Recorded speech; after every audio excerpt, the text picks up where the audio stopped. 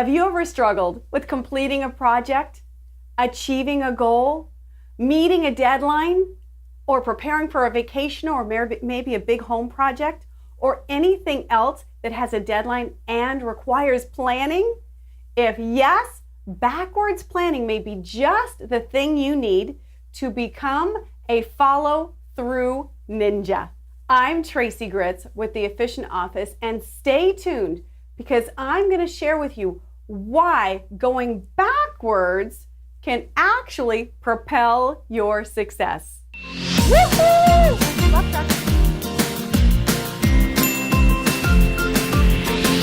Most likely, when you have a new goal or a project, you usually start building your plan from start to finish. What do you have to do first, second, third, and so on. But there's another way to achieve that goal that actually has higher completion rate. It's called backwards planning. Backwards planning gives you a much fuller appreciation of what it may take to accomplish what you want. So by starting at the end, you can map out the specific benchmarks you need to reach in order to complete that project. So I kind of think about it like the GPS on your phone. We put the destination in, and then the GPS starts at the beginning and then figures out the most direct route to our goals.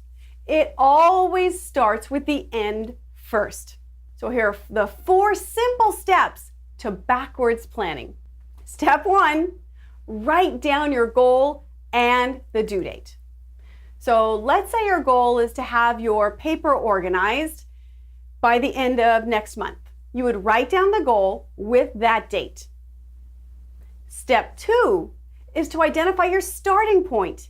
You have paper on your desk, random file folders on your bookshelves, and packed file drawers. Step 3 is to identify your benchmarks and give them dates. What are the benchmarks you need to achieve your goal? What do you have to do and by when?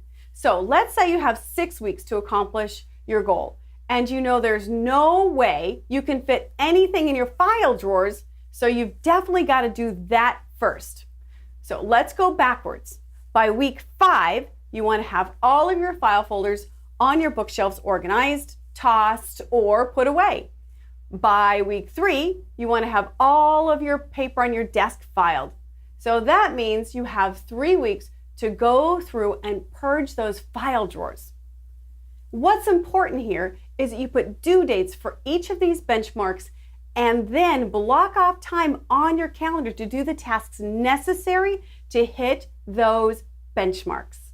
Now, step 4, identify the landmines. Where will you get off track?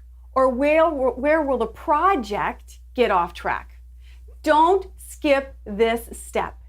You know yourself or you know your team, and you will actually be able to identify potential problems. This process will give you a crystal clear plan on exactly how to follow through to completion. I use this process all the time. I used it for a vacation, and I just used it yesterday when working with a client that has moved offices, so she needed to get through the unopened boxes as well as keep up with her workload. So what about you? What project, deadline, vacation, or home project do you have coming up that needs a plan? Post it below and give yourself a yummy dose of accountability. And I will also be your biggest cheerleader because you totally rock. Now, if this video was helpful, I would so appreciate you passing it along. And remember, who you are and what you do is so special and important, and the world needs your very special gifts. So thank you so much for spending your time with me. I appreciate you so much. And until next time, bye-bye.